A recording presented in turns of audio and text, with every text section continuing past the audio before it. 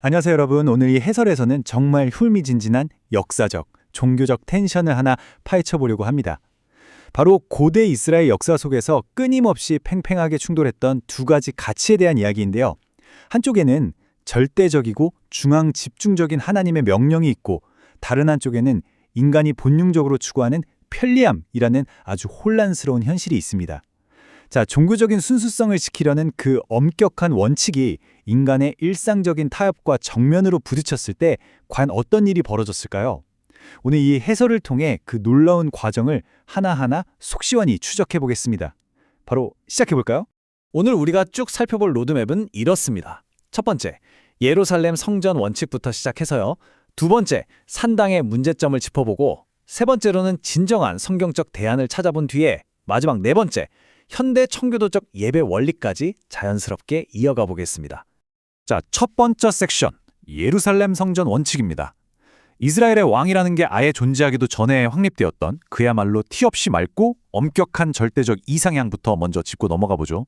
신명기 12장을 보면 아주 핵심적인 명령이 하나 나옵니다. 자기 이름을 두시려고 택하신 곳.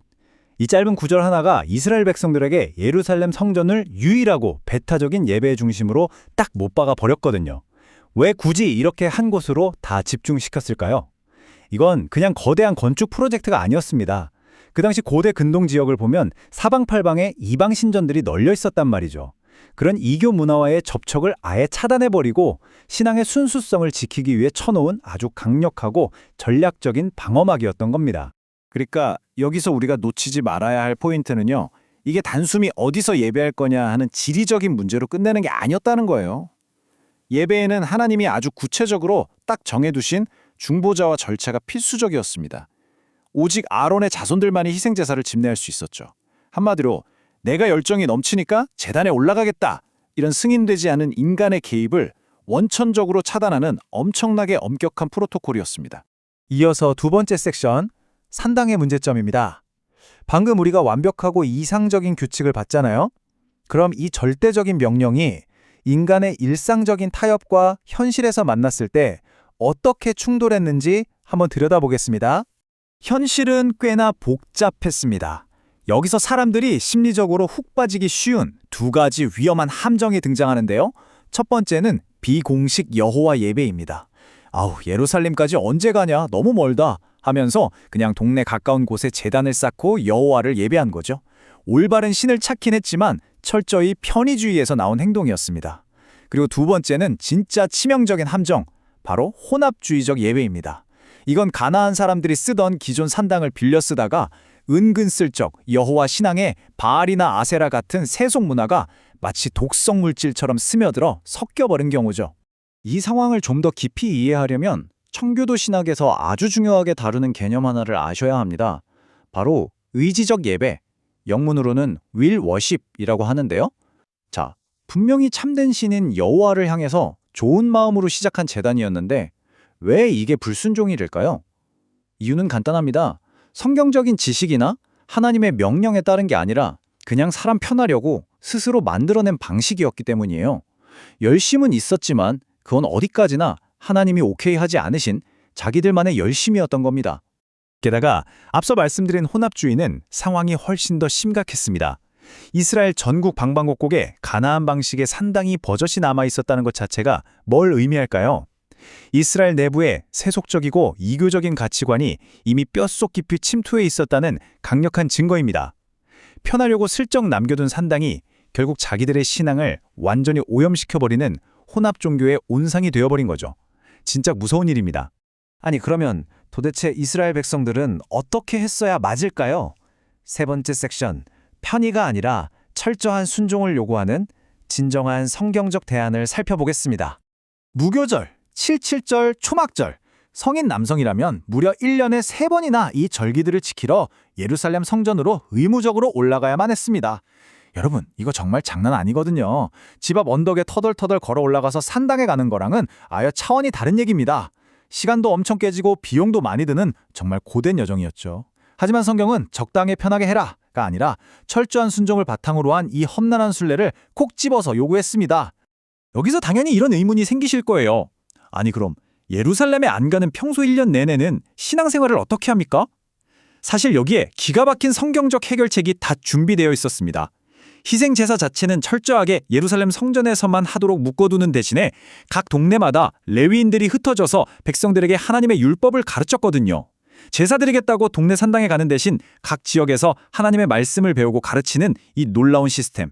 이게 훗날 역사 속에서 그 유명한 회당 예배가 탄생하게 되는 아주 결정적인 기초가 됩니다. 자, 이제 마지막 네 번째 섹션, 현대 청교도적 예배 원리로 넘어오겠습니다. 방금 본 이 수천 년 전 고대의 갈등이 현대 개혁주의 신학에서는 도대체 어떻게 적용되고 있을까요? 오늘 내용에서 가장 핵심이 되는 신학적 개념이 하나 등장합니다. 바로 예배의 규정적 원리라는 건데요. 이건 앞서 살펴본 고대의 엄격한 원칙을 현대의 교리로 딱 시스템화한 겁니다. 한마디로 예배는 무조건 성경에 쓰여있는 방식대로만 해라 라는 아주 단호한 입장이죠. 사람들이 좋아할 만한 취향, 감동적인 정서, 혹은 요즘 트렌드 같은 인간적인 요소들은 아예 철저하게 배제되어야 한다는 굉장히 명확하고 엄격한 룰입니다. 이 부분에서 청교도들의 시각은 정말 칼같이 단호합니다. 생각해보세요. 어떤 예배 방식이 사람들에게 눈물 쏙 빼게 감동을 주고 현대 문화에도 너무 찰떡같이 맞아떨어져서 엄청 매력적으로 보인다고 쳐보죠. 그래도 성경적인 명확한 근거가 딱 없다?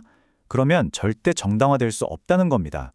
철저한 개혁주의 시각에서는 이런 인간 중심의 관습을 그냥 아쉬운 타협 정도로 보는 게 아니라 일종의 악으로까지 규정합니다. 편의주의가 진리를 절대 대체할 수 없다는 논리인 거죠. 구약의 열왕기서를 쭉 읽다 보면요. 계속해서 마음을 콕콕 찌르는 반복적인 문구가 하나 나옵니다. 바로 산당은 제거하지 아니하였더라입니다.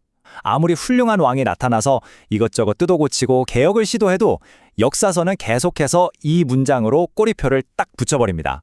이게 무슨 뜻일까요?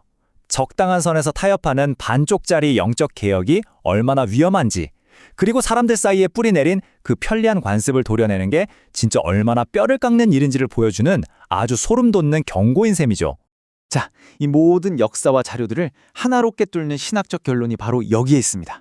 겉보기에 아무리 화려하고 매끄러운 성전의 의식을 잘 갖춰놓았다고 해도요, 우리 개인의 마음속 깊은 곳에 은밀하게 세워진 숨은 산당들, 즉 내 안의 우상과 비성경적인 관습들을 그대로 내버려 둔다면 그건 진정한 개혁이라고 할 수 없다는 겁니다.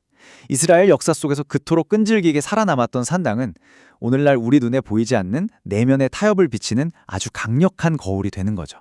자, 이제 고대 이스라엘을 향해 있던 현미경을 우리 자신 그리고 현대의 관습으로 쓱 돌려볼 시간입니다.